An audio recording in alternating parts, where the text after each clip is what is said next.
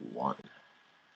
Hello there, and welcome to Words the Wills. I think it's the first podcast of 2020, if I'm correct, Mhm. Robin. Audio Um, podcast.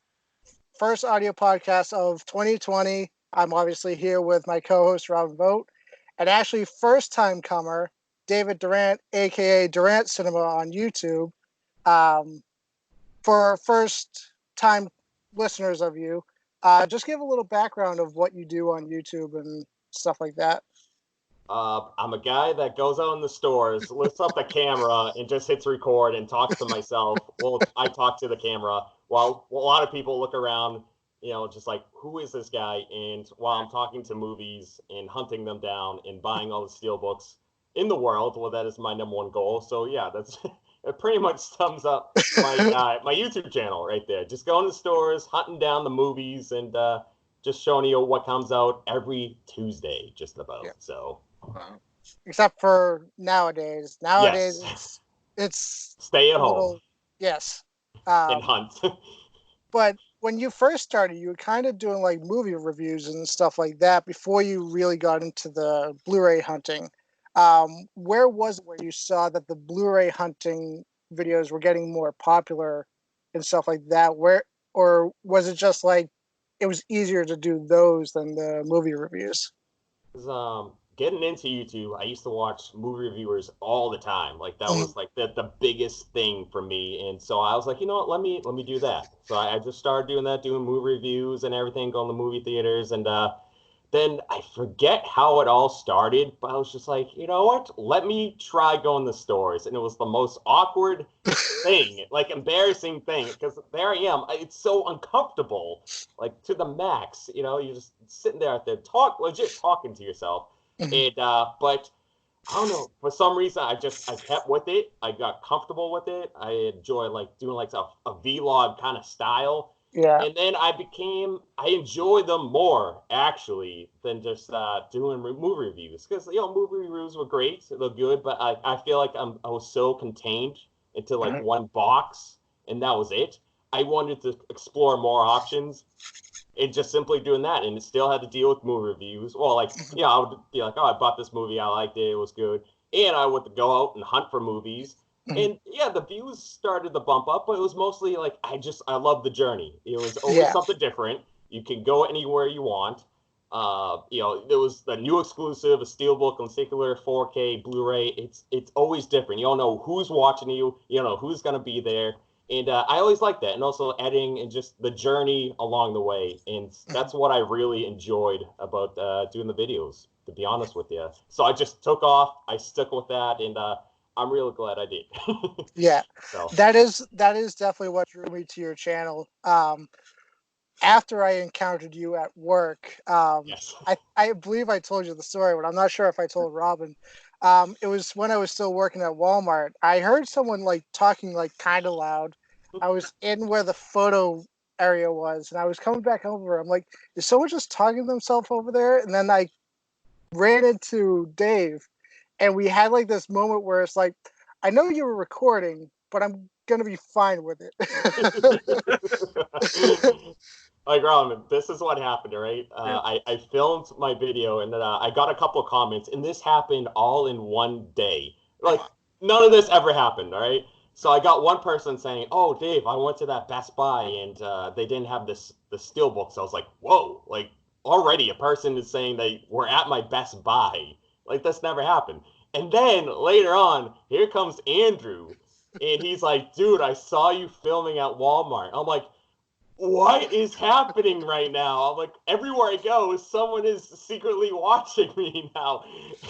It was the crazy experience ever, because I would just get comments like, "Oh yeah, picked up this movie, this movie." I never once thought like someone in my area watching my videos just happened to be looking upon me and be like, "That he's in Massachusetts." That's the or even see me in person, as Andrew explained it with this story, like they actually see me record. Because that was the thing. I was always cautious. Like, I would just fill up and make sure no one was around. So yeah, when there were like an employee would come around the corner, I would stop automatically and be like, "Oh no, I'm just looking at movies. Nothing to see here. Move just along." just Move along. talking to somebody on your phone about what movies are there, Yes, that's something it. like Yeah, yeah. that. Oh yeah. Amazing.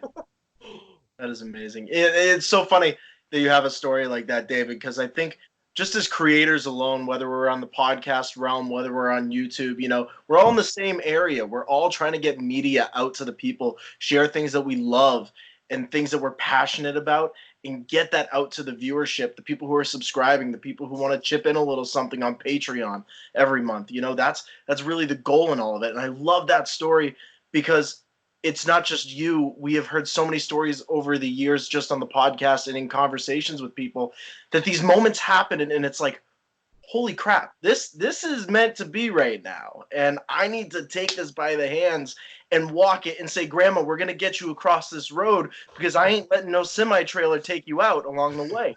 That's literally those moments that we have. So I think it's great that you shared that. And Andrew, why the hell didn't you tell me earlier? I decided to save it for this because I figured at some point I would get him on the podcast. I had a feeling. You would. It's also crazy because it came full circle even till now, right now, because the other guy was Pat. Yeah. The other one, and it's funny because just yesterday he goes, it was our 1 year that I met him in person doing a Blu-ray hunt. I was just filming, doing my thing, and then all of a sudden I see this guy out to the corner. He goes, I look, he's like, Durant? I'm like, yeah. He's like, boy, I watch your videos and everything. I'm like, boy. And then, so he posted that 1 year ago today. And then here we are now with Andrew, doing a whole podcast thing. So we're, and then not only that, we're still like doing videos. I had both of them all together for that Black Friday. That's why I wanted. I was like, look, let's just all get together. Let's just do that, and merge them all and do have a fun time shooting a movie, and that's best. It was a real fun time, and it was actually my first Black Friday shopping, and not actually working at Black Friday. And Pat and his friend Steve, everyone was really cool. It wasn't as cold as the year before because it was like in the negatives or something like that, right? That was crazy. That was insane. I was like, it was like I think it was like 12 degrees or something on the lines, but the wind chill was terrible. And I literally sitting out there for an hour, just standing there.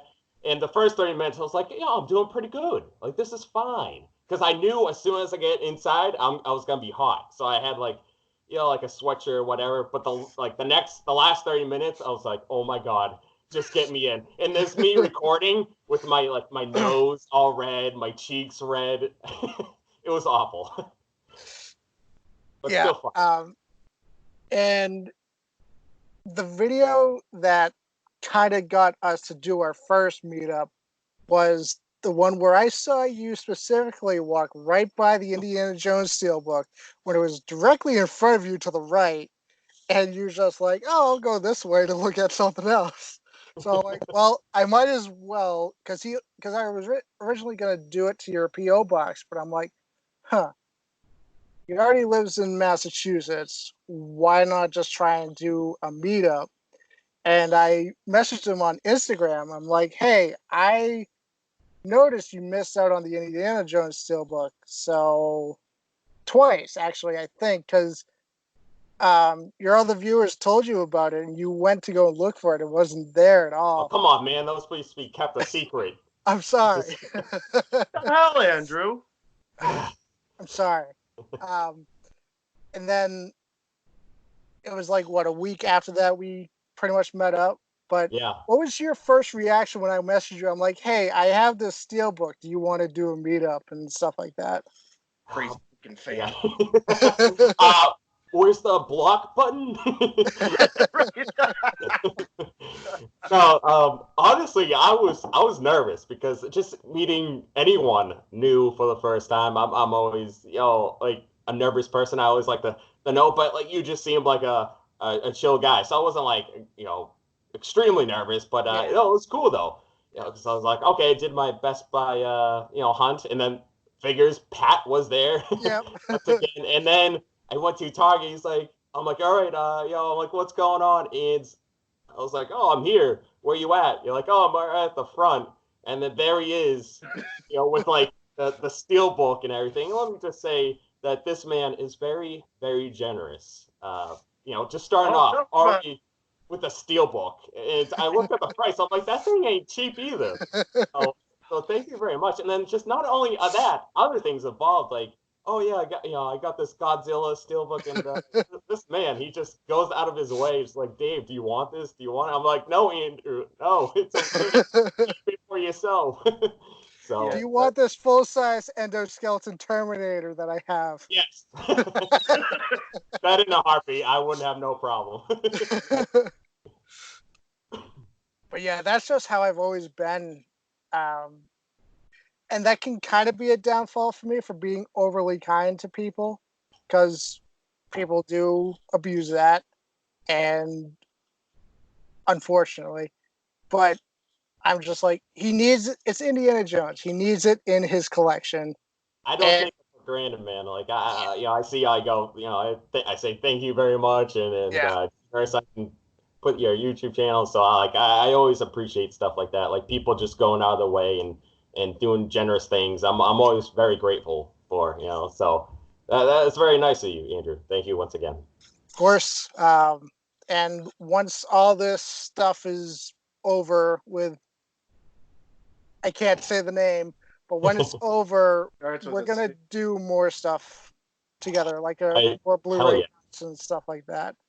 And keeping on the idea of steelbooks, out of all the steelbooks, out of all the steelbooks you have in your collection, what is the one steelbook you needed to have in the collection, and that is your personal favorite? Oh, jeez. So you just reworded it differently. Like, what is your favorite steelbook? I always say, it's like saying, who is your favorite child? Yes, it is. That is not an Arnold Schwarzenegger movie. Oh, I was about to just be like, one of my Terminator steelbooks. Oh, man. Why you gotta throw that in? It was already difficult at the beginning, then you just gotta keep going. And I have to keep people on their toes. All right. You know what? How about this? I will say this because of its creativity and uniqueness. I love the way that they are able to take a steelbook and incorporate it with an item in the movie that kind of resembles in a shape of a steelbook, especially the Jumanji, the first one, board game. I loved it because it's legit the board game. Yeah. It's got the cover. And it's in DBoss or whatever, and then you flip it in, and there it is. It continues the theme. This inside is the inside of the board game, and I just think that's so cool, and that's definitely one of my favorites for sure. Now, Robin, do you actually have any steelbooks? Are you big? Now this is interesting territory, David. I'm not one to admit this, but I only own one steelbook in my entire collection. As much as Andrew will say to me, and I gotta blame him. He keeps trying to send me digital codes. I'm like, dude, an actual steelbook. No. I have one steelbook in my collection, and it's one that I bought. Actually, I want to say it's when they first started doing steelbooks, and I went to a Walmart, and this was after the release, I believe, of it was a Jurassic Park. I don't know which I have the original Jurassic Park steelbook, but it's an older one. So I don't know when Jurassic Park steelbook. Comic? Does it have a comic on the front? It does. Oh, okay. I know which one you're talking about now. Yep, okay. That was my first steelbook ever in my collection, and it's a very unique design. Yeah. I'm somebody who, if I see a steelbook, Andrew has totally turned me on to certain styles, and if you really like a film, there's 8 different variations of it if you look carefully. It's really cool, and the one thing I like to see is what you said, Dave, the idea of let's implement something from the film into its design.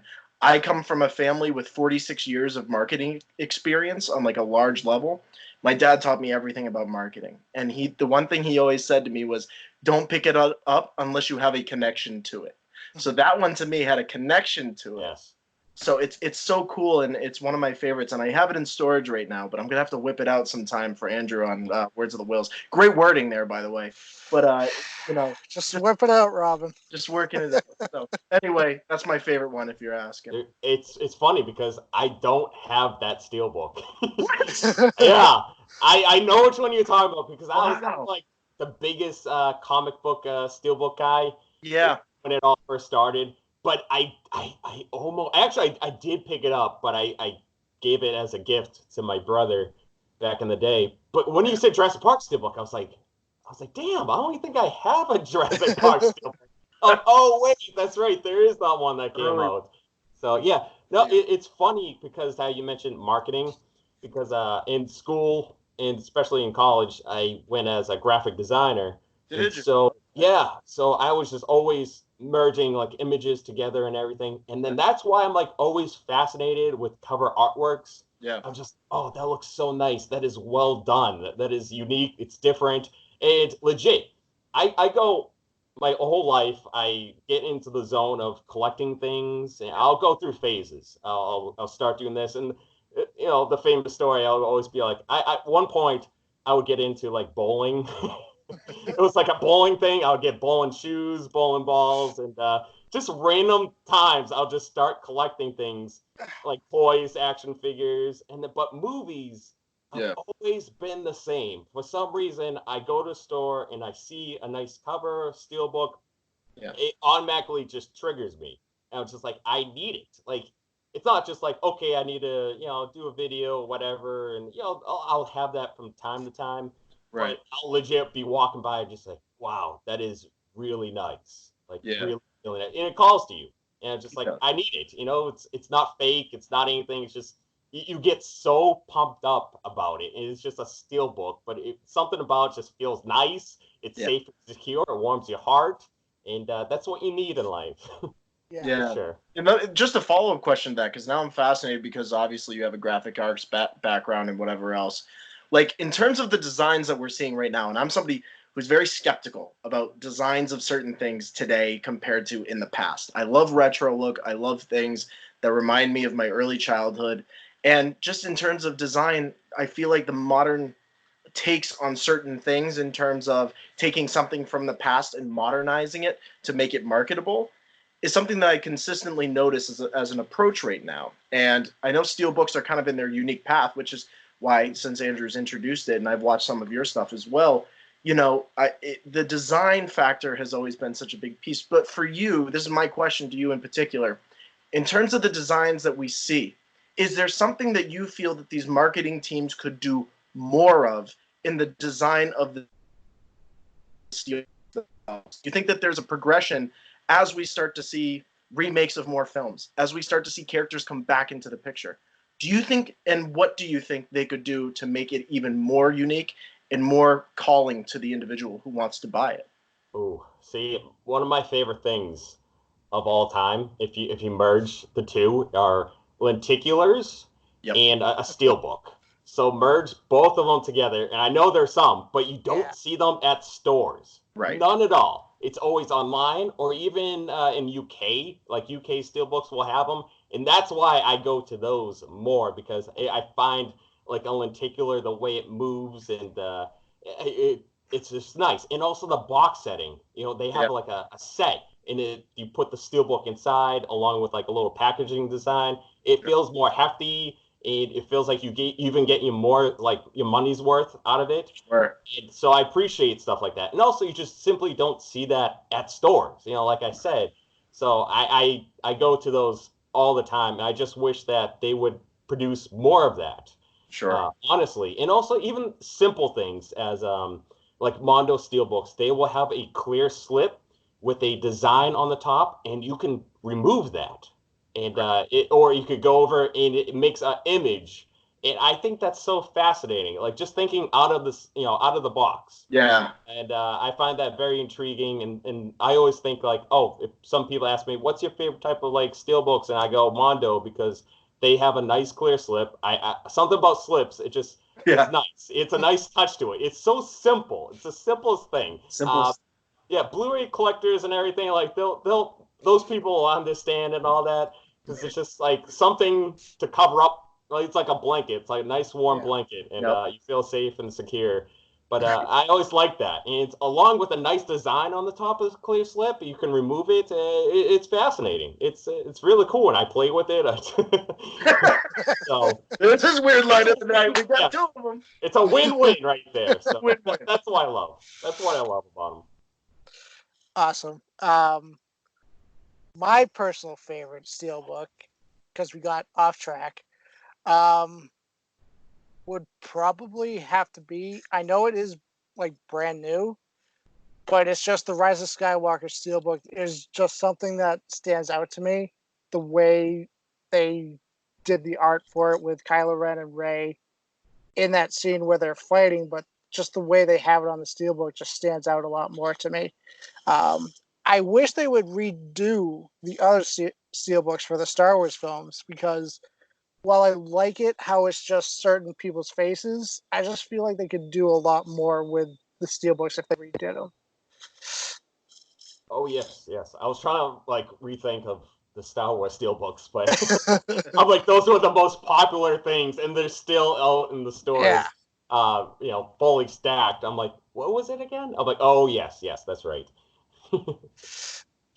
But moving from steelbooks for a little bit to Star Wars, which is the main topic for Words of the Whills, and among other things for this episode.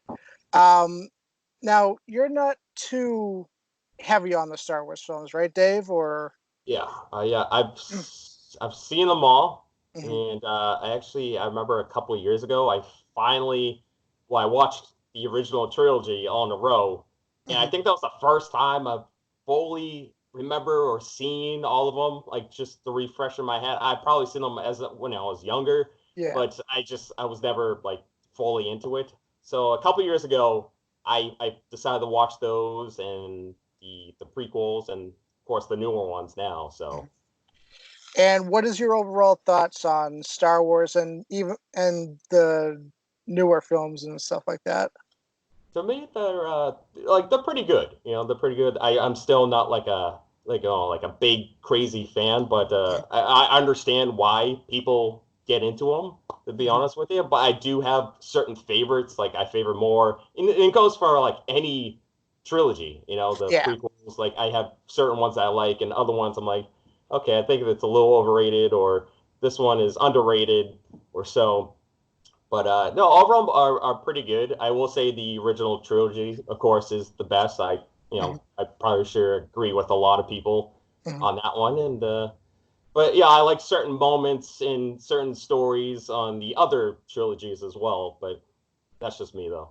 Just Okay. I've seen them and they're all fun. I like the characters. Certain points, like mostly the villains, are my favorite. So I remember growing up. There's one story with Darth Maul. Mhm. And I just remember me and my friends. I never was a Star Wars person, but they would be like, "Oh, dude, Toys R Us has the Darth Maul set and everything." I was just like, "Dude, let's go!" Like he looks such like a badass. I was like, "I need his figure." Like he looks so cool. And I remember my brother having the Mountain Dew label with Darth Maul and everything. Those were some good times. It was fun. And even my birthday party, my brother, he's younger, and he had a birthday party. I remember someone got him like this, the Phantom Menace like book or whatever, or a figure. I was like, what? That's sick. And then some little kid was like, you're into that? Like, I felt so ashamed. I'm like, yeah. Like someone your age, I'm like, fuck off. Like, Yeah. this is cool. So I remember that till this day. It The was times that Robin and I have gotten those throughout our entire lives is Uh, just uh, baffling. Throughout my high girlfriend still school, asks. My everything. girlfriend still asks me. She's like, "You're into that?" I'm like, "Yeah, I'm into that." So you're Well, with me. well, that's like, just because you like to role play as Jabba the Hutt and she's Leia and stuff like that. oh, wow, what's Whoa, it? whoa, What? hold on a second. I determine what my life relationships are not like, Oh, not you. Jeez, I'm pro. I'm sorry. No, you know what? Apology not accepted, Andrew. oh, Wow. damn. He's I getting high there. It's I mean, close. At least you don't wear the Slave Leia outfit anymore. That was your opportunity to look at me and say, "I'll be back." That was your opportunity to do. Well, we need to dive into this. You guys, I'll sit back. I want to listen to this. This is how Words of the Whills always goes. Always goes off the rails at one point. This is good. I want to listen. But Dave, if you had to sit and watch one Star Wars movie like right now, which Star Wars movie is your go-to? I actually had to look it up just to make sure I say the right title. It's the Star Wars: The Return of the Jedi, because there were so many this Jedi, that Jedi recently. Yeah. So yeah, Return of the Jedi is my favorite one. Believe it or not, just something about it I like. You know, the desert, and the one thing that people are like, Dave, how can you like these people? It's the freaking Ewoks. But I find them so fascinating and hilarious. I crack up laughing watching them. And I was like, what? Like, people hate these things, but they're just waddling around, and I'm just picturing one fall and trying to get up. And it's so funny. And I don't know, I like the story a lot more. I just, for some reason, connect to it. It feels like a warm palate, or I don't know what I'm saying, but it's fun. There's a green lightsaber. Yeah, Return of the Jedi is my go-to as well. I feel there's more at stake with Return of the Jedi because you have the Emperor. Luke is as close to turning to the dark side as he's ever been in the original 3, and you get more in depth with Vader's internal struggle. Where do I kill my son and stay on this path that I'm on, or do I go with him? Yeah. And that's something I always loved. Damn, and that's fun fact, it was actually supposed to be Wookiees instead of Ewoks, but because of the Star Wars Holiday Special from 1978, they're like, yeah, no Wookiees, because the Holiday Special is the worst thing that Star Wars, the worst Star Wars thing that there's ever been with nonsense. Star Wars. I call nonsense. Oh. I call nonsense. Yeah, I'm just saying nonsense because I like starting stuff with Andrew. I agree with him. Oh. I no problem. I was this close to ending our friendship. I'm sorry. But besides Michael Biehn, because he is going to be in The Mandalorian Season 2, which we'll get into in a little bit, which action star could you see being in the Star Wars universe, Dave? Oh, man. Or who would you want to see in Star Wars? Oh, you got it. You know who my go-to is. But you know what's funny, though, is that have you ever seen on YouTube where Arnold voices Darth Vader? Yes. That's perfect. Bam, right there. That's all you need. I don't need to explain nothing. Watch that video if you haven't out there. It's the greatest thing. It is. Just taking quotes from Arnold and putting in it. I've seen other people try it with different celebrities. Arnold, that was like the best thing ever. Of course, you know, my love for Arnold is amazing. So why not throw him in a Star Wars movie? Now, what would you cast him as? Would you cast him as a Jedi, a bounty hunter, or a Sith, or a soldier? Oh, probably a soldier. Pick on either side. He's just like, what are you guys doing? What is this force? The force is right here in my bicep. I don't need nothing. Yeah, come here, bring it. He could bring them both together and form as one, and he could save the galaxy. He's the real chosen one. It is. It's right. It is me. Okay, staying on the idea of Arnold, I'll bring in Sylvester Stallone to the Star Wars universe. Oh my goodness gracious! You feel like that. Why not just get the whole Expendables crew into Star Wars?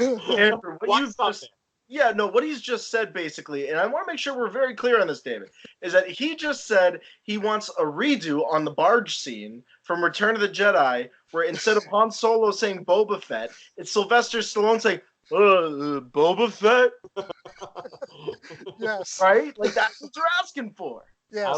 I would actually pay to see that. Not That gonna would lie. be amazing. That's the only time that he's in it, the scene too. Like that's it. Yeah, Boba Fett. You Yeah. know Boba Fett. Well, it was Yeah. supposed to be Sylvester Stallone as Han Solo. He did audition for the role. He did. So it would have been interesting if he was cast as Han Solo. That would have been crazy. It would have been very different. Yeah, we gotta save the day. It's accurate. Bam, bam, bam. There's no blaster sound. Just bam.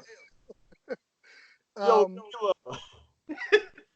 but I could also see The Rock kind of joining the Star Wars universe too, in Mm. some form. He's like, if it's a man, the Force is cooking. You gotta get the eyebrow too. You gotta Yes. have the eyebrow. Finally, The Rock has come back to the Millennium Falcon. But going back to Michael Biehn being in Mandalorian season 2, what are your thoughts on Kyle Reese being in Star Wars and essentially being a bounty hunter? I don't even know where to start, to be honest with you. 'Cause I'm like, where have you even been for the last 20 years, to be honest? Because the only thing I think of is just like Terminator and Aliens of Michael Biehn, and then also he's just coming out of nowhere. Like this is his moment. He's just like waiting at home for the right opportunity to strike, and I feel like this is his moment right here. So good for him. He was great as Kyle Reese and everything. I'm a fan. So I hear he's not like the greatest person, but Yeah. But I'm okay with it. I actually have not seen the show, so I can't really too much on it. But I hope he kicks ass and takes some names. So yeah. What are your thoughts, Robin? Because I'll get into my thoughts in a little bit. Yeah, actually, I've had countless conversations. People like inboxing the Brick City Twitter page, basically asking for our opinions on why is Michael Biehn coming in and playing something in the Star Wars universe? Like, this is out of nowhere. This 80s mastermind that I watched in high school is suddenly now going to be in Star Wars. And it's fascinating because every time I have a conversation with somebody, I have something new come up in my head in terms of what he could be in this upcoming series. Could it be a bounty hunter? Yes. Could he be involved in the remnants of the Empire? Yes, 100% he could be. We don't know. And I think that's the beauty and what I consistently message back to people who want our perspective on it. I say consistently, Dave Filoni chose him alongside Jon Favreau for a reason. You put those two minds together and bring in somebody who's as experienced as Michael is into that role. Number one, it's nostalgic to a lot of people in that case. That's just that is.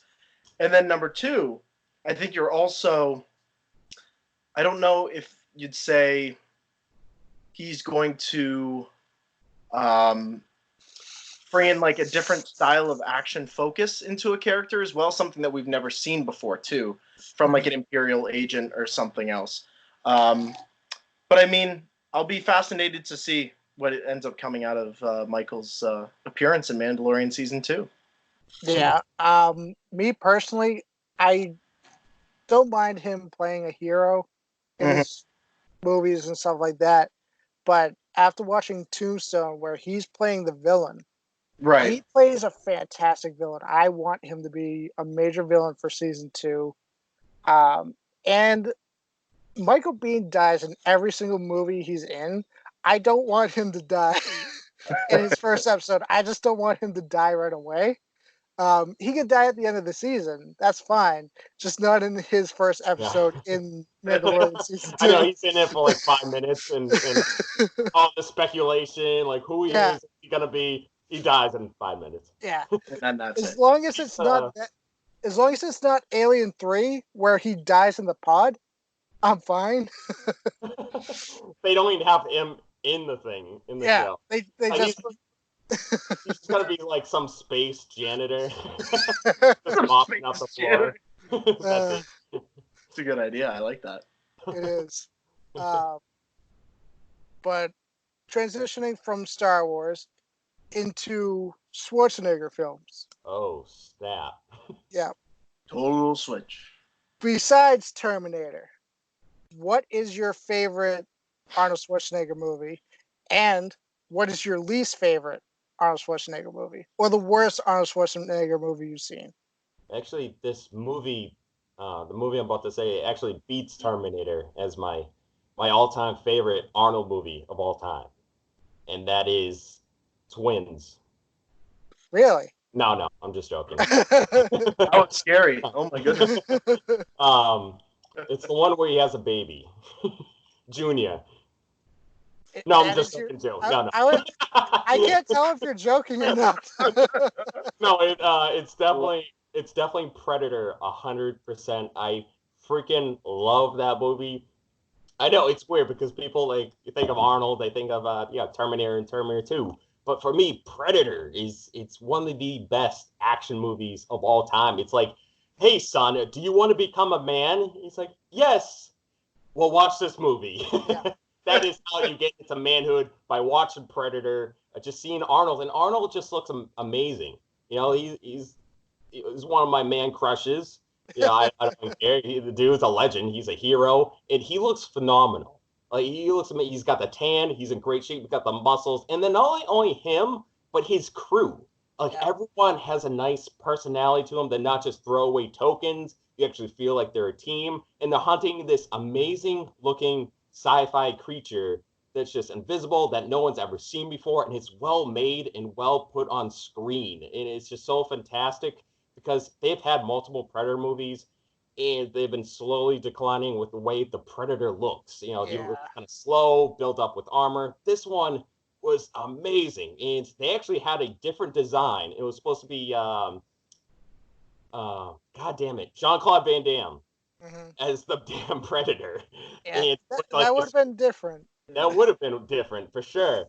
But just overall, the movie is fantastic. It's still filled with great one-liners that don't feel out of place. It's just like, oh, why did they say it? It fits with whatever is going on. Weirdly, it does. It's just so amazing, and probably one of the best third acts in the score and everything. Yeah.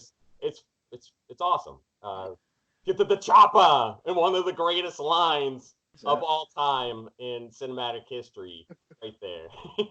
My favorite line from it is actually not an Arnold line. It's from Jesse Ventura when the guy's like, "You're bleeding." He's like, "I ain't got time to bleed." That's the thing, is like everyone is so good in the film. Like Arnold is the leader, and you just feel like, look, if this Predator is killing and hunting these guys, no one's safe.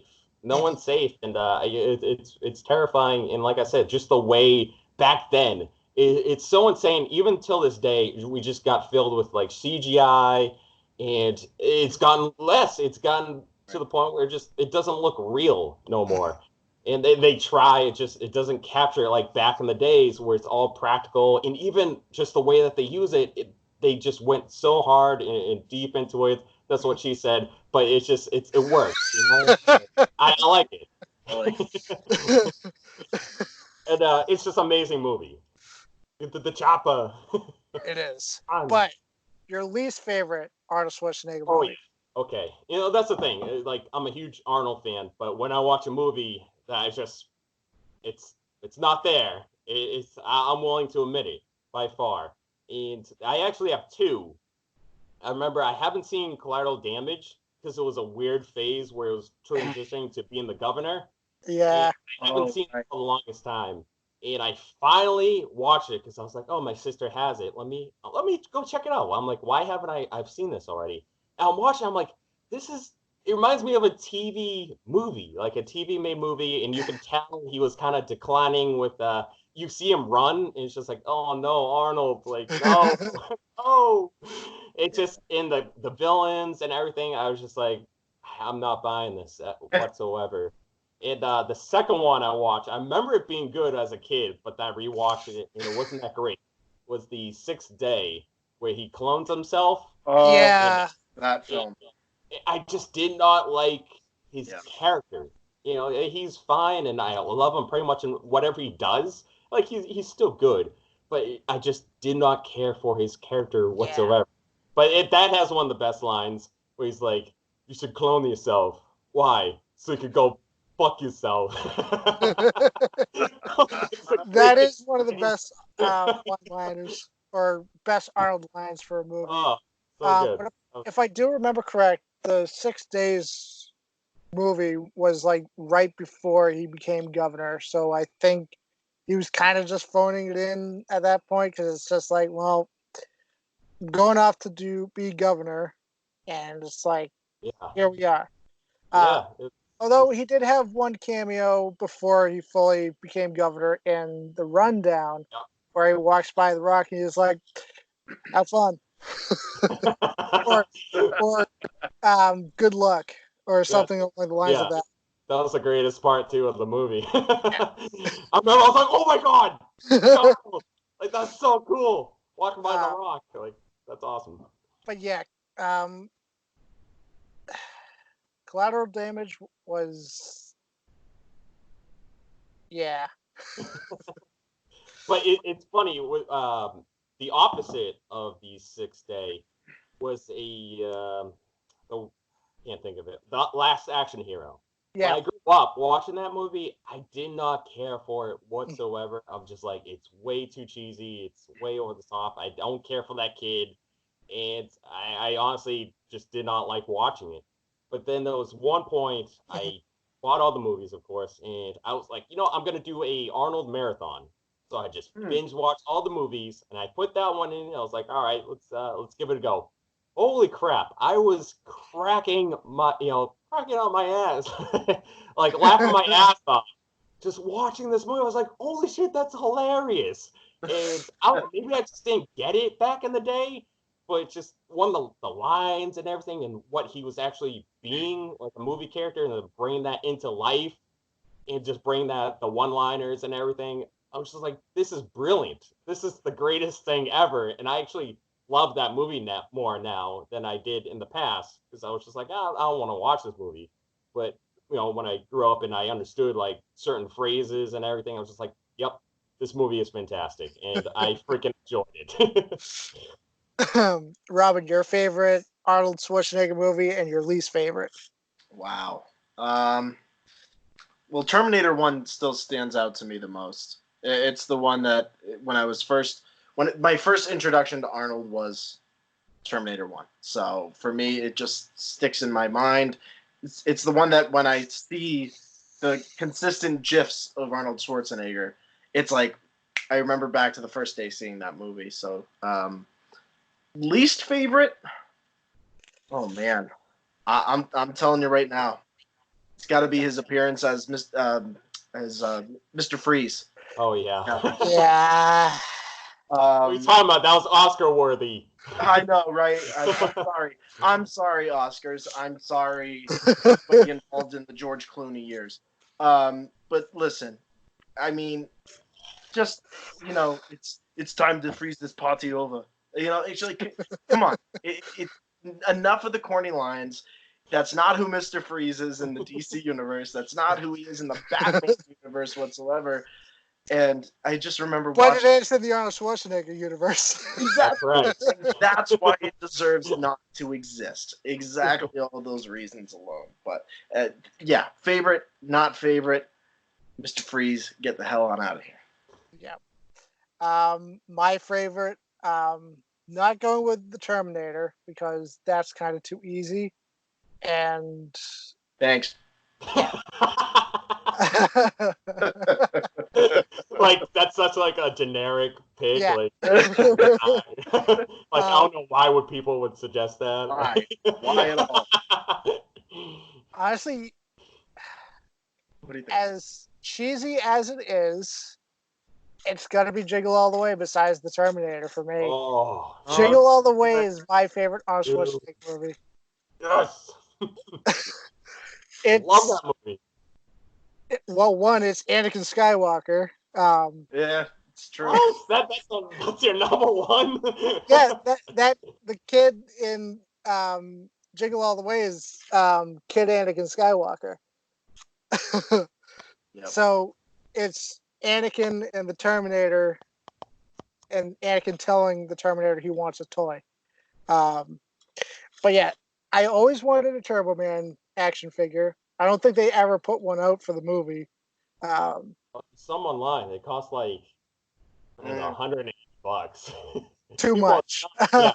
The one cosplay I have not seen at any convention. Nobody has done a Turbo Man, and they gotta hop on it.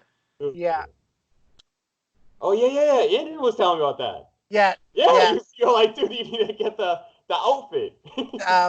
Yeah.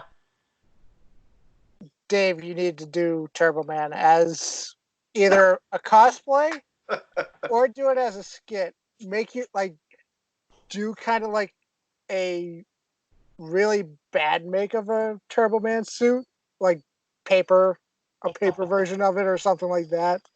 But my least favorite, same with Robin, Batman and Robin. Oh. I hated him as Mr. Freeze. I still do. Granted, I have the steelbook for Batman and Robin, but I kind of had to because it came in the collection. So it's like, well, I kind of have to have it now. Here's a question for you guys now, since you brought up Mr. Freeze. I want to know who's the worst. Did you think Toothface, the Joker, the Riddler, or Mr. Freeze? Mr. Arnold, Freeze. Mr. Freeze still? Mr. Okay. Freeze. Yeah, I probably thought, yeah. That's hard though, because I love Jim Carrey, but Riddler, I mean, I don't know. I'll go with you. What you guys say, Mr. Freeze? Mr. Freeze.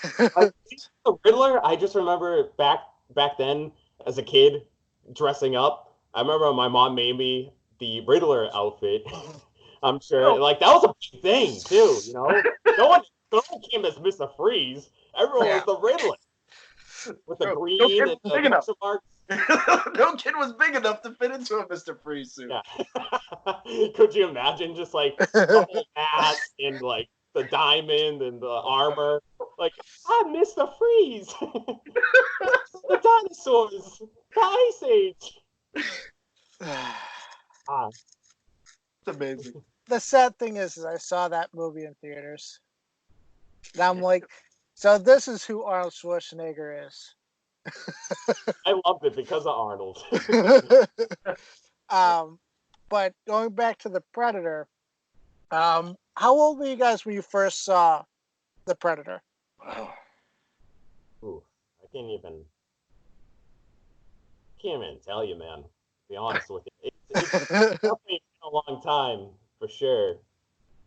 Because in my household, how I even became to be a big Arnold fan is that my family loves Arnold. So, of course, being in the family, I would watch all his movies as well. And I pass it on to even my nieces and nephews. I remember there was one day I was babysitting, and they're like, I don't know, 7, 10. You know, I'm like, what do you guys want to watch? Like, oh, Predator or Terminator. I'm like, all right, let's do it. So we just passed that down. And I don't know, I just remember there was a photo too. Me as a little kid with a Terminator 2 T-shirt. It was beautiful. It was a beautiful. My sister was like, "Well, here's proof that you're an Arnold fan, even back in the day." So, and she's also a huge Arnold fan. She even had she has the Terminator with Arnold, the poster tattooed on her shoulder. Oh, that's cool. Wow. Yeah. So I don't know if I can go that far, but dedication for sure. So. But Robin, do you remember how old you were when you first saw Predator? I don't even know if I'm 26 or 27. No, no, it's man. Now I'm in Dave's category. I'm like, okay, let me try to like live back the timeline before this virus to remember what's going on. I mean, I probably was, yeah, right. It was probably like late 90s, early 2000s. I was pretty young when I saw Terminator, in particular, and then Predator wasn't until I was much. I was a scaredy cat literally up until 7th grade. So then I figured my life out. I decided like middle school, I'm gonna finally watch Predator. So Yeah, so it was early on for Terminator, but a little bit later for Predator and all these other films.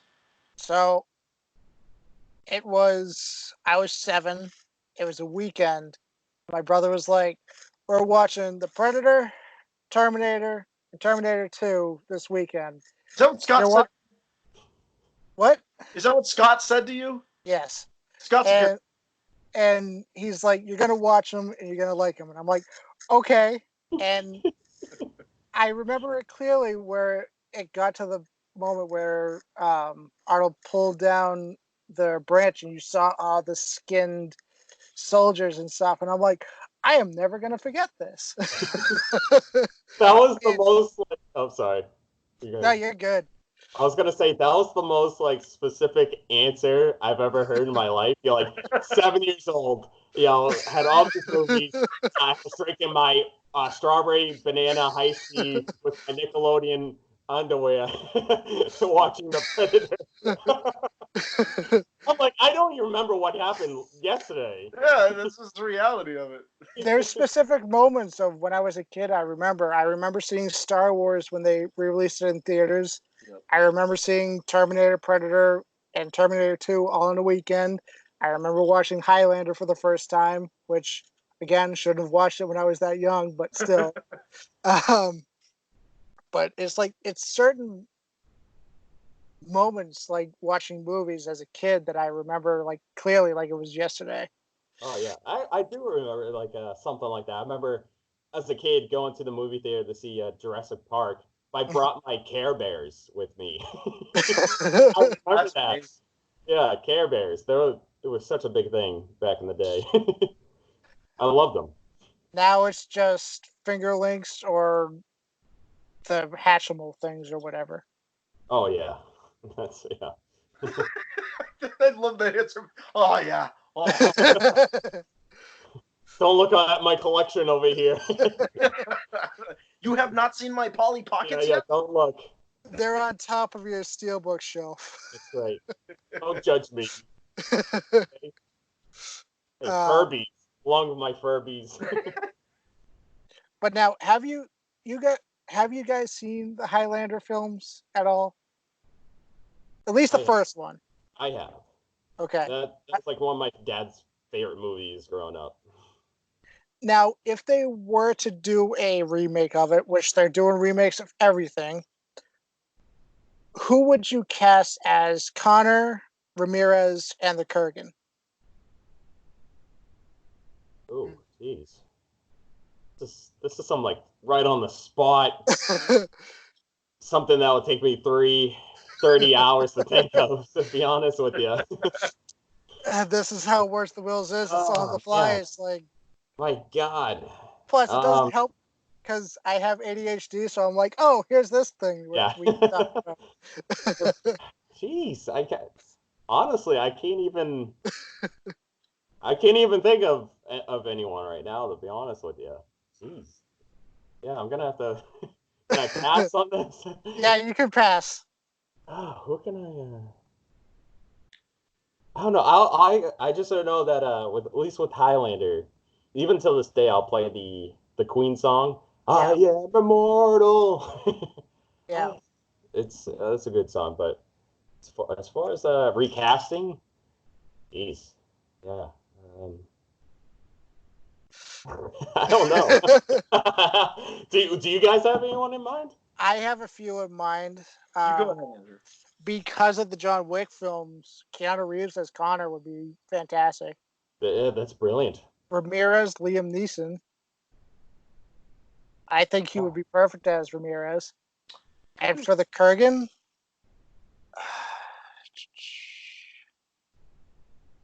fuck it, just get Josh Brolin. He played a good Thanos. He can definitely play a good Kurgan. Oh yeah, that's pretty good. I'll pretty much watch anything with Keanu Reeves as well. So sure, why not? Throw him in there. I'm down. Excellent. All right, in my universe, I'll just have like Marky Mark. Would he be Ramirez or the Kurgan though? Both. How would the scene go down where the Kurgan kills Ramirez? I don't know. He would just be like, "Hey, what's going on right now? Huh? Look, I got a train right now. Let's go. Like, have you ever been to Wahlburgers? Look, I love the Boston sports. Okay, no LA sports." And then that's how they Back in fight. the 1500s, they still have the Boston sports, huh? We're just gonna roll with it. All right. It is Marky Mark, so yeah, we'll just roll with it. Well, what about you, Robin? Oh man, I mean, it's hard because I feel like there's a lot of actors out there and actresses that have, like, I feel like missed out on opportunities to be in remakes of films that have kind of wanted to be. When you're talking about a film being remade, you're talking about Highlander and specific of the Highlander films. You know, if you want to recast that, you're gonna have to get some names on it if you want to get people in the seats originally, to make a profit on this thing. So I like the idea of a Keanu Reeves. I think that the other thing that they could do is they could pull from some of the people who are like just coming off of Broadway and onto the movie scene too. Like this could be it would be an opportunity for a film like Highlander to like do like an open casting like American Idol style where people come in and like try to fill in the roles or whatever else. So I feel like there's like a different approach that a film like I would love to see a film like that take a very different casting approach than probably just because they look like the character, let's throw them into the position. Yeah. It's kind of interesting, whether that we could see that at some point. And Which, I don't know. Oh, no, you can go, Dave. I don't know if this is just me or whatever, but even with like recasting, for that same movie and just seeing how that plays out, do you like ever wonder what it would be like if other actors took over certain roles in our favorite movies? Like it's just simplest things how one actor could just take over instead, and Right. what would happen? What would happen to that franchise, the series? Like it's crazy because like you think of a bad movie and just like, oh yeah, that was bad, nothing acting. But like, what happens if you randomly, like, you always hear behind the stories like, oh, we got this guy, and like, well, like, oh, thank God they didn't go with him because the main person was fantastic. But you always wonder vice versa. Like, man, imagine if they had that guy. Like, maybe that movie would have been like just amazing. Yeah. Like, I don't know. I always think certain things like that. Just like, what if? Yeah. Yeah. And then I think too hard and I go to bed. At this point, that's pretty much everyone in the world right now. They're just trapped in their thoughts. They can't go outside. Well, they can go outside. They just need a mask. And yeah. And then they have their movies. And just talk like Bane. Why, yes! This is my city! I'm not kidding. If they would allow me to wear my Darth Vader helmet to work, I would legit wear it. They're like, this virus, I was molded by it. Now, Dave, you are more of a DC fan, correct? That is correct, yes. What would be your favorite DC movie? And the funny thing is, I'm not even like a huge superhero, like overall, person as well. But if I did have to pick, definitely DC, for sure. But my favorite DC movie, like just counting any DC movie? Yeah, pretty much. I would. That's a hefty question right there. Again, putting you on the spot. It's funny because as far as like my favorite superhero movies, my top 3 actually don't include a DC movie. Just the MCU. I'm not like the crazy fan, because my top 3 would definitely Tobey Maguire, Spider-Man, Logan, and Spider-Man 2. That's my top 3. But as far as DC that goes, I don't know. I really enjoyed Batman v Superman. It's a weird movie. A lot of people are mixed on it, and I understand because I was one of those mixed people. I saw it. I didn't really care for it, But the second time watch, I really enjoyed it. There was a lot to consume, and I picked apart more things this time around. And then the third time, I loved it even more. The soundtrack, there were scenes that hit me, that gave me chills, and I like stuff like that. That's one thing. So when I watch a movie, I'm like, if you can merge music with a really well scene that makes you feel something, then that movie automatically bumps up 100 times because I look forward to those certain scenes. I'm just like, wow, the score and how they play with it, it just gives you chills, and you look forward to that. It's just like, oh my god, the scene's coming up. Here we go. So like, and the movie just hit with the intro, and I remember the music was outstanding, and just amazing scenes that they did. And I know people hate it, and I'm not gonna disagree with them. Like I get their complaints, but that's definitely one of my favorites, along with the Joker too.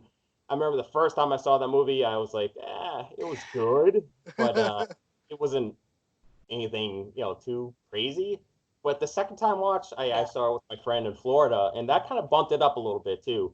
And I just remember I was like, okay, once again, I picked apart a couple scenes I was confused on before, and I was like, wow, I'm like, I really enjoy that. And now I find it more enjoyable to watch, weirdly, even though it's like a weird, depressing story. I'm like, it's a very depressing movie, and it was still my top movie of 2019. Yeah. And I think it's the same with any movie. Seeing it with a friend or anything like that, it makes the experience even better. Because Robin actually came down with his friend Sean, and we saw Star Wars opening night, and it just made the experience even better. That's cool. And stuff like that. And it really depends on the DC movie for me. But if I had to just sit down, watch one right now, it would be Batman 1989 with Michael Keaton. Yep. Followed by Joker, then Batman v Superman. Because I like Batman v Superman after my first viewing of it. Because for me, it was like legit as if the comic just came from the pages right onto the screen for me. And I thought for the longest time I would never see Batman and Superman fight in a live action movie ever. Yeah. And Ben Affleck is still the perfect Batman. He's my favorite too. He was a fucking beast. And while I wasn't too keen on Robert Pattinson being cast as Batman, seeing how the suit is and where they're kind of going with the story, I'm kind of okay with it. His chin definitely has the Batman feel to it. That's what got it for me. And the suit is a more realistic suit where it's more like armor and stuff like that. And Robin, what would be your go-to DC film? It's funny you took mine. Batman 1989, 100%, hands down. Jack Nicholson, Billy D, everybody who was in that film. I think it's the one. Michael Keaton Batman has always been my favorite Batman of all time. I just like Michael Keaton as an actor too, and so I would have to say Batman 1989 is my first go-to. Really, I only have two go-tos that I like. I'm like latched onto is if I really want to watch it, I automatically pop it in or turn it on. Batman 1989 and then Joker now. Joker is the one. I think it's so different, and it's something that the DC universe has wanted to explore because the comics have for so long, and they finally brought that to the screen. So those two for me. Now, staying on the idea of Joker, I actually posted the picture, the concept art that someone made, because there's rumors that Johnny Depp is rumored to be cast as the Joker in the Batman. What is your guys' overall thoughts if Johnny Depp does get cast? And in my personal opinion, with everything that's going on with Johnny Depp, I don't know how much you really know what's going on, Dave, with what happened to Johnny. I really hope he gets the role because he definitely deserves it with everything he went through. I'm just trying to think of what was the last thing that he did. It was the Harry Potter, right? Yeah. Was that okay? I was thinking like before that. I was like, what what movies did he do? Was it that Black Mass was his other Oh yeah. film, That's which right. I really liked his portrayal in that. Yeah, no, I thought that was pretty good. Yeah, that was the thing with Johnny Depp. He's been kind of all over the place for me. Yeah, I like his earlier stuff, but he's kind of just. I that's the thing. He partners up with Tim Burton, and I will say I'm not the biggest Tim Burton person on earth. Yeah. So, I'm not like the craziest when he does stuff like that's just bizarre, crazy. So I usually don't tend to go see Johnny Depp's movies in the past late. But Black Mass, though, I will say that was really good. I liked how he portrayed the villain. I thought he was excellent. So if he gives like something like that, I definitely would be down for. And I'm actually not down. I'm actually not going to pass on anything. I say give it a shot and let's just see what happens because he does have that weird funkiness, which could work with this character. So especially if it's the Joker. Yeah, and maybe bring like a little different spin, like that's the thing is like people go, oh, who's your favorite Joker? And once again, I always feel like I'm saying this, so I'm not the biggest on this and that, but like I don't have a favorite Joker whatsoever. I just don't. It's just like, okay, that's a Joker because I feel like to me they all have something different to them, taken a different serious way or kookiness or whatever. I feel like they're all on different levels, and I feel like just adding him to the mix would be something different as well. So I'm always down for it, and I think that would be a good idea actually to add him in it. I think it would be perfect. What about you, Robin? I think that number one, Johnny, of course, deserves another chance at this. We give so many chances just in society to everybody in certain situations, especially when you are within a certain tax bracket and work in films and do this and do that. I feel like there is some stipulation in that, and I think, do I want him to get another shot? Yes. Do I think he'll get another shot? Yes, because he's within that top percentage that has access to money and has access to gigs as he sees need be for his career. But I mean, I think the one thing that he would bring is, you have a Pattinson coming in to play Batman in particular, but we haven't seen much other than Twilight. We haven't seen much other than smaller roles in smaller films from him ever since. So I think that bringing in somebody like a Johnny Depp, you want to bring different generations of Batman fans into the theater. Johnny Depp has that old school 90s Batman idea to it where it's let's bring a familiar face in to play a villain. But I think he's also got the craft. I like that you guys brought up kind of the quirkiness of Johnny Depp in the way that he takes on his roles. I think you look at Charlie and the Chocolate Factory. Of all the films, you look carefully at his portrayal of, Willy Wonka himself.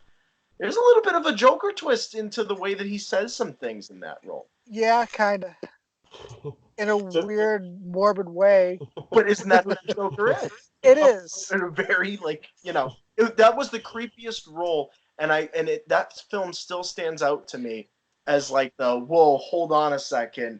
My childhood is a little screwed up right now because I watched it. So. Yeah. I just stick with the Gene Wilder Willy Wonka. I'd say stick with that one. I don't need Johnny Depp doing a Michael Jackson impersonation as Willy Wonka. The only thing I found funny was that they had Christopher Lee be Willy Wonka's dad. Yeah, that was weird, man. Count Dooku was telling him why he should change his toothpaste around, why his teeth are all messed up. If Christopher Lee tells you something that you should do, you should probably do it. Yeah, I mean, he's either going to whip out a red lightsaber or he's going to be a vampire and suck the blood out of your system. Or he's going to be Saruman and try and take the One Ring.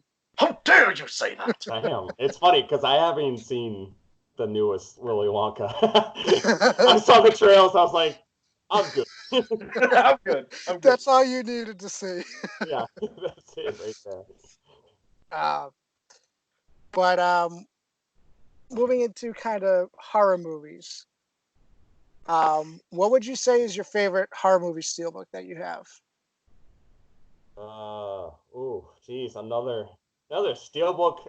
What is your favorite question, Andrew? Yes. Why must you do this to me? Because it's like choosing your favorite child. Dang it! What is my Favorite one. You know what? It would have to be my Halloween sequel lenticular steelbooks that I got from the UK. Those are one of my most prized steelbooks of all time. Yeah, So, those ones are really nice. yeah, I'm not like the biggest fan. Well, they're pretty good. I actually was just watching them last week, but like the fourth, the fifth, the sixth, they're pretty good. But the first two I love.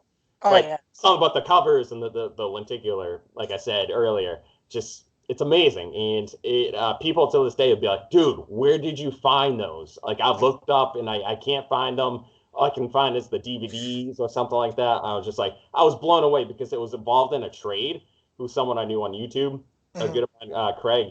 And he had a channel and he loved steelbooks too. He had a bunch of steelbooks back in the day.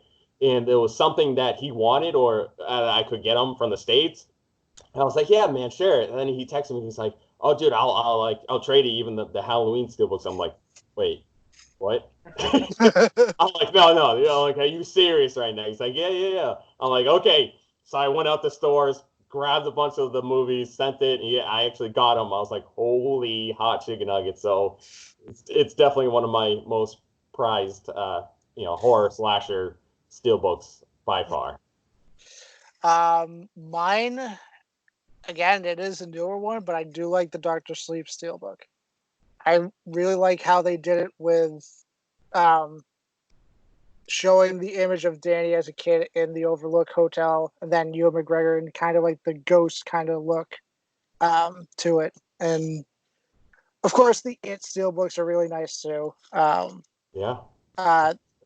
I would have to say It Chapter 2 Steelbook is a little bit better than the first one, though. I agree with that. And what is one horror movie you cannot sit through? That's just either bad or you just lose interest halfway through. Oh, just terrible? Yeah. Ooh.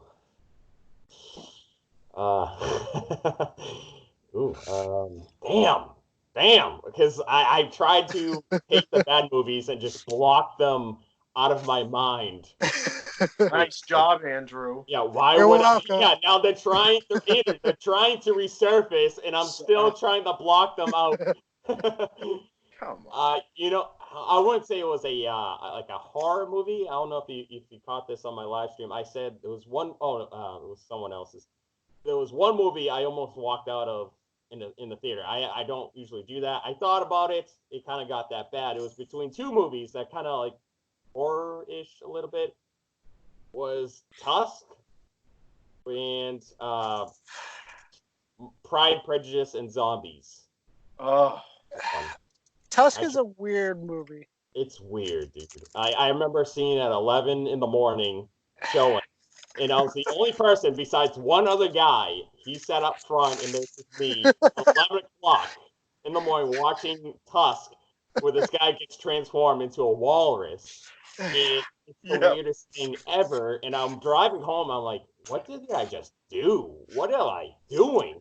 And I'm eating. You just watched a Kevin Smith movie where he came up with the idea where he was baked out of his mind. Yeah, he really was. I'm Which eating. Is funny, I'm like, which is funny because he was talking about it on his podcast. yes, yeah, I heard. Yeah, I remember hearing that story. He was like, someone dared him to do it, and apparently he did. No, he put a tweet out. He's like, walrus yes or walrus no. And like everyone tweeted walrus yes. So he's like, I have to make it now. It was Yeah, it's their fault. If you voted, it's your fault. Yeah. And then the other one, Pride, Prejudice, and Zombies. I'm watching. I'm like, I love zombies. I'm like, hell yeah, let's go. I'm like, I saw the trailer. I'm like, it's hot girls fighting zombies. Dude, I'm freaking down. Let's do this. So I'm going in there. I'm like, the intro's hitting. I'm like, yes, this is what I'm talking about. This is great.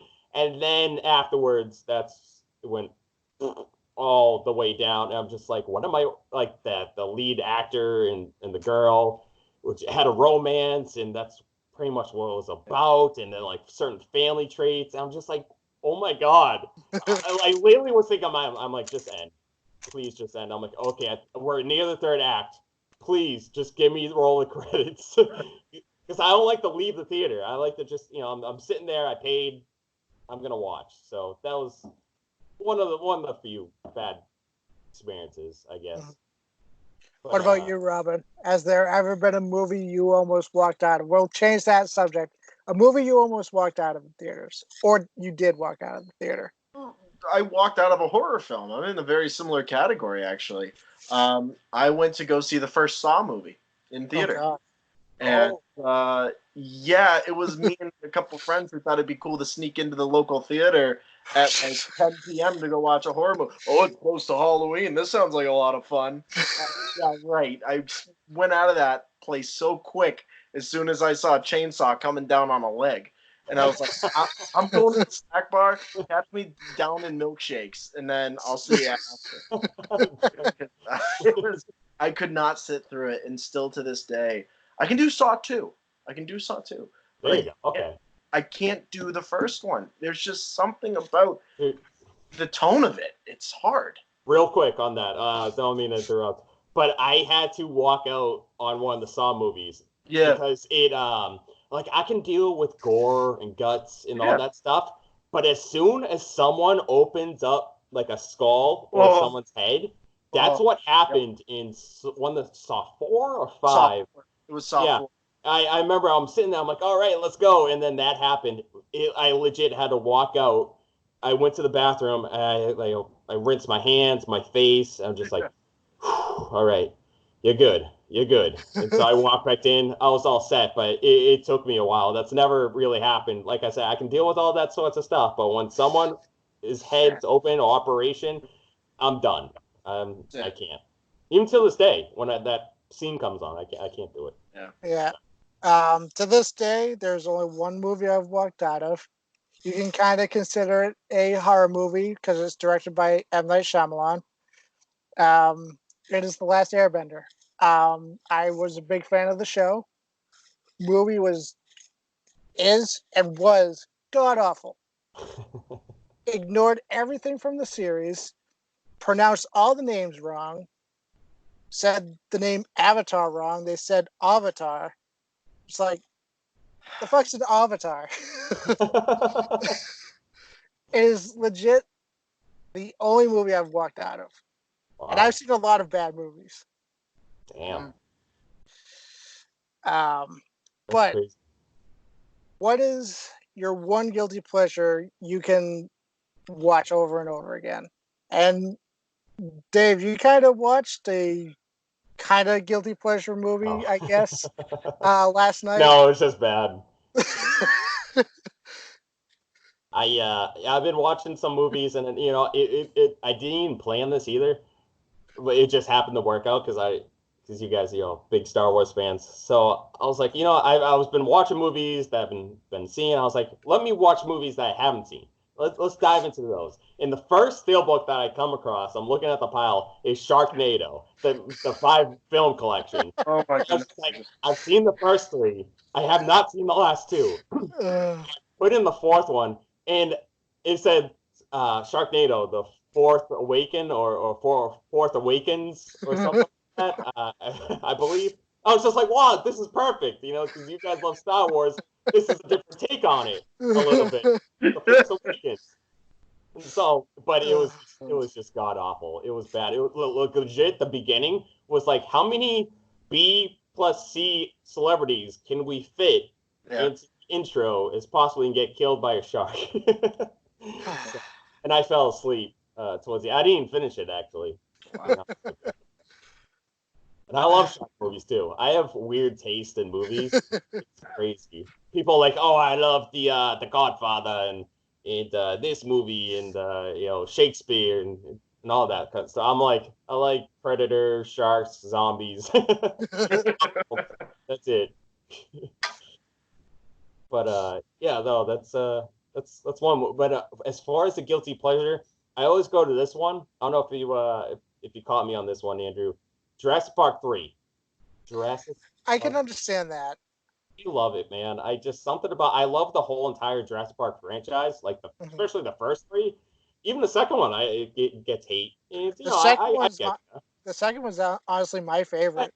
I'm just like, you have 2 T-Rex Yep. scenes, and then you got the Raptors and the fields. I love that. But the third one, just something about I find it more rewatchable because it flows. It's just so much action. It's Yeah. just one scene after another, and it's an easy watch for me. I can pop it in, and I love movies like that. If I find it very rewatchable, that bumps up so far because honestly I just hate movies where I watch it. I'm like, yeah, it's good, but will I ever rewatch it? Will I ever put it in? No, and I feel like that's the biggest crime because you're just one and done, just like that. But weirdly enough, Jurassic Park 3 fits in there as one of my rewatchable movies. Yeah. Even though it's not that great, like I'll watch it, but I'm like, it's fun, So I have fun with Yeah. it, at least. So it's definitely one of them for sure. Mm. What about you, Robin? Spy Kids 2. No, I'm kidding. That's not. Wasn't Sylvester Stallone a villain in one of them? I I think think so. I don't Yeah. think I've seen it though. I haven't seen the second one. I think he was in the third one or something Third like one. that. Yep. It's funny how we come full circle on that now, huh? Yeah. No, but my go-to, of course, is Arrival. I absolutely love that film. It did not get enough credit for what it brought to the screen. It was so different. It was a mind bender. I was sitting next to Sean Michaud, co-host of the podcast with me, and we were both came out of that film like, whoa, like literally what just hit us. It is a mind bender, and it is unlike anything that I've seen before because I feel like we haven't had that style alongside extraterrestrials in a film before, where we get this mind bending, mind fixating focus. And every time I watch it, it's like I've been able to figure out some of it. So, but each time I get to the conclusion of it, it's like I second guess myself. I'm like, is that what that meant? Now hold on a second. I'm gonna go back, rewatch it next week, and see if I think the same thing again. Yeah. But yeah, Arrival. Arrival is one of my favorites. One of my favorites is actually the first Mortal Kombat. Oh yeah. I can always sit down and just watch that one. Annihilation, on the other hand. Oh. Yeah. Honestly, if we really want to torture ourselves, we should just do a movie commentary of Annihilation. I'd actually be down for that. You bring the food, I'll be there. Annihilation. Once this whole quarantine stuff is done, we'll do that. Dude, I agree. I love the first Mortal Kombat movie. It's great. I'll always recite the last fight between Liu Kang and Shang Tsung. Like, every man is responsible for his own destiny. Shang Tsung killed my brother. I pity you, sorcerer. Save your pity for the weak. I actually met the actor who played Shang Tsung in that, and his voice is the exact same as it was in the movie. So it's even more terrifying. And he's old now.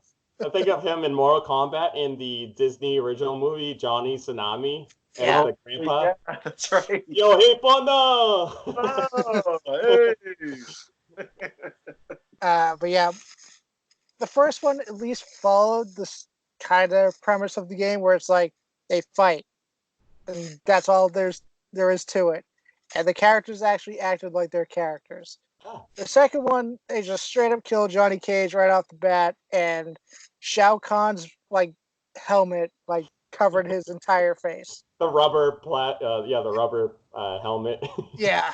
Like you And buy then at Party City. and then they changed the actor for Raiden from the Highlander to some other guy that I haven't seen in any other movie. But his stunt double was Darth Maul, so there's that. There you go. But any closing things you guys want to talk about or discuss at all? Well, how you guys been doing so far? I'm quote unquote essential, so. Oh yes, that's right. Yeah. There's that. But honestly, for those who do go out shopping or just going out to go out, don't. Just stay home. Mm-hmm. Just it's better for not only yourself but your family, everything. Just stay home. Just again, stay home. Yeah. I agree. Um, I can't stress it enough. There is so many people that come into my store and just buy bullshit that they don't need. And it's like they have specifically said, don't go out if you don't need to. Buying hair dye and other like ice cream Dude, why you and gotta bring my stuff up? Jesus Christ. Come on, man. Look, my hair's gotta look good. you're fine. You're the exception. But it's like, don't put yourself at risk to getting the C virus. That's what I'll call it when I putting it on YouTube. The C virus. Don't risk yourself to getting it because then you're going to risk your family getting it. Me, I'm worried about it because not only do I live with my parents who are older, but um, my fiance has asthma, so she has an issue with possibly getting it. And she works in the pharmacy, so she's even more at risk. Um, just take care of each other. Um,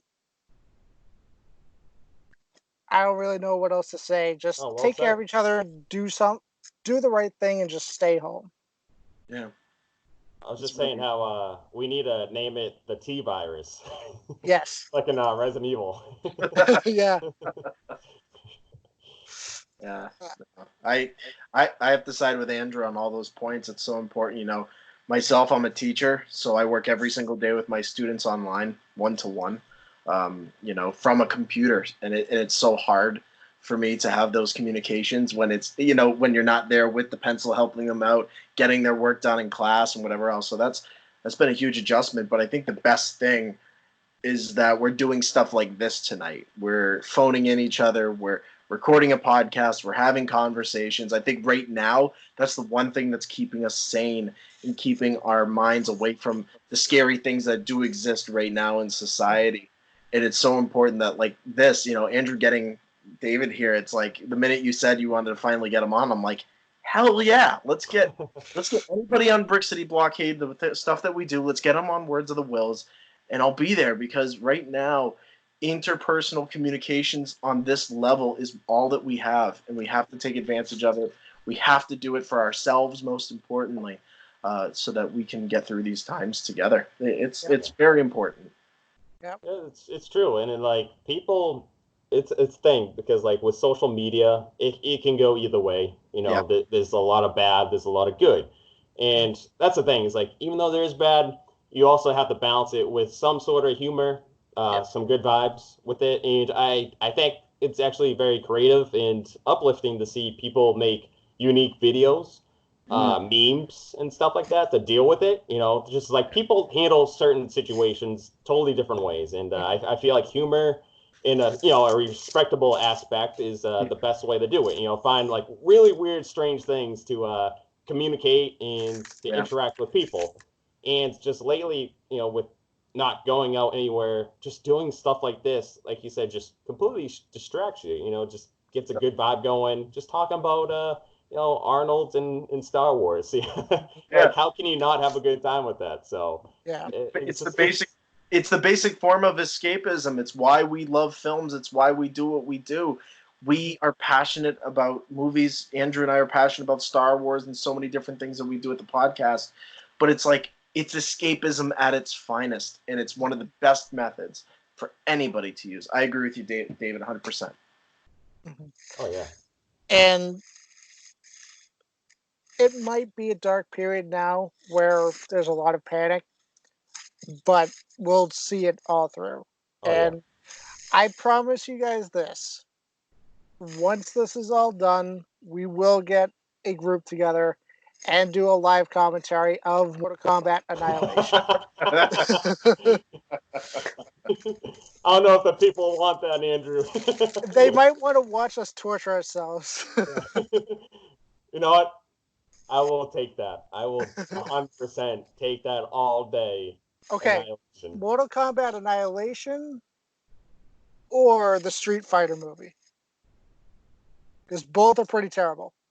I haven't seen the Street Fighter in such a long time. I'd weirdly go with the Mortal Kombat still. Okay. But I have a question, Robin. Where are you from? Yeah, so I'm based out of Portsmouth, New Hampshire, so I'm just up 95, just before. Literally, this is the cool thing about it. I lived in Exeter, which is just over the line from like Seabrook and the North Shore, Massachusetts area, and I just lived over the line. And I moved to Portsmouth here, and all the years I drove over the Piscataqua Bridge to go literally from Portsmouth to Portland, Maine. All the years I was like, oh, I wonder what it'd be like to live in this place. Well, 5 years, 18 years later, I moved to the city where I imagined that on the bridge, and now I look right out my window and it's right there. Wow, so it's that's really cool. But it's very different up here. I think the one thing I've said to you, Andrew, is all the time is like the minute Everyone's an asshole down here. I'll tell you what. What? We think we have the best maple syrup. We think we have the No. But it's kind of cool because I get to come down to Massachusetts with Andrew. We do some shopping down there, right? I come back up here, like y'all got totally different types of Oreos compared to what we have up here at the store. Because they think Oreos. They think, okay, they're either French Canadian and really just don't care, or number two, they're from Maine or Vermont and they're used to not having much to begin with, like in terms of the royalties of living in like a city area, and they're just like, you know what? We're not going to give you as much as your brothers to the south and your sisters to the south. So I love it when I come down to Massachusetts because Andrew's like, what do you mean you don't have that Black Series figure? I'm like, Andrew, we have stuff still from 1979 on the shelves up here, dude. Totally different scenario here. You like hoard up with all these like Oreos in your car? Oh man, when they had the peppermint Oreos out at holiday time, all right, you guys had them like 3 months before we got them. So by the time we got them, we were getting close to Easter of last year. So that's the problem, man. And every time I go down to the North Shore and I go into the stores, I'm always looking, man. Like whether it's for movies, whether it's for action figures, whatever else for my collecting. I'm like, you guys got it. They think we still hang around with Moose up here. It's not fair. I mean, you guys do just hang out with Moose, but that was one time. That was only one time. It's so funny because like I love going to New Hampshire.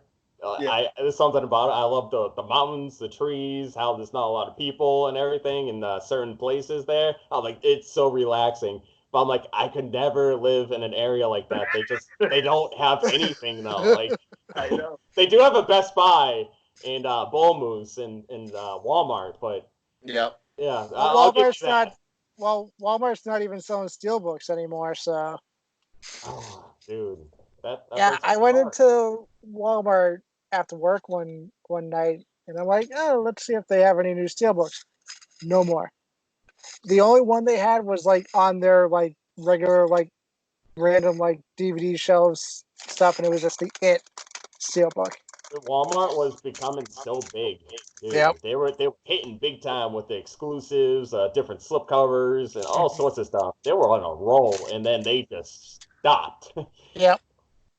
Now it's Target's chance again. Oh. The only good thing that Target does for their steelbooks is the DC animated movies. Oh yeah, they're still pumping those. That's for sure. That's it. I'll give them that. Which actually, I saw the 1917 Target exclusive steelbook the other day I was there. It was weird. 1917? I think it has like a lenticular or something like that on top of it. What? I didn't know 1917 was Andrew, not yet. Andrew, It's either 1917 or Dunkirk. One of the one of those ones, but either way, it's a steelbook. Don't And it's a don't be lenticular. well, easy now, Andrew. Okay, don't be playing with my heart right now. Okay. It does have a Be lenticular careful. cover, though. Really? What? Yes. I'm gonna have to look this up. I need proof. I need proof. Damn it. Well, the Target website is not going to show you. Yeah, they're keeping it top secret. They are. I mean, God damn it. the past couple of times I've been in there, nobody's touched it, so nobody's buying it. So, I'm gonna have to but it is unfortunate that time we like to call plug time at the Brick City Blockade. So, Dave, where can the people find you across social media? Oh, they can find me on mostly YouTube. That is where my main location is and where my passion lies. And on YouTube at Durant Cinema. But as far as everything else, social media, you can contact me or just look at weird pics that I post. No nudes. I'm sorry, but just regular pics. What do you mean you don't have an OnlyFans page? I'm working on it. Oh, okay. That's in the works, so be prepared. I'll probably post that out in a month later. So Month or two. lewd pictures of you with your steelbooks then. That's right. Just me naked with a steelbook covering my junk. Just the Arnold ones, though. That's right. Oh yeah, that's sexy. But on Instagram, Facebook, Twitter, all those good social media sites. And I just want to say before we go that I just want to thank you guys very, very much for having me on here. Honestly, thank you very much. This was a lot of fun, and it was Thank you for coming on. So, and talking anything with you guys, it was a blast. So, thank you. Thank you. And Robin? Yeah, you guys can follow me over on social media, or as I like to say to Sean on the regular podcast, Sosh Mead, over at Facebook. You can send me a friend request. You can follow the Brick City Blockade podcast over there at facebook.com/Brick City Blockade, over on Twitter at Brick City SWPC. All our latest podcasts. This video over to Andrew's channel. I'll be sharing it out through that as well. And it'll be available on audio version. As you're listening to it right now, it's available to you. That's why you're listening to it. How crazy is that? And over on our TeePublic page, we have some brand new shirts, including our latest design. I'm super excited. I'll say it here on Words of the Whills. We are moving into our Earth Day focus. We're doing a planet podcasting for the planet kind of focus. We're going to be aligning ourselves with a lot of environmental groups, activists right now, and we're going to be shouting them out and making sure to bring awareness as Earth Day approaches to a lot of the aspects of our lives that we should be taking into credit and recycling and doing things to help it out in the long run. So I'm looking forward to that. You guys can check that out across social media as well. And you guys can find me on Instagram at Andrew62592, Twitter, agarish1, YouTube, Commander Nerd, and Facebook, Andrew Burton Garish. Be sure to follow the page for Words of the Whills and, of course, Brick City and Durant Cinema. And as we always say at the podcast, it's not a podcast until we say, may the force be with you, always. Always.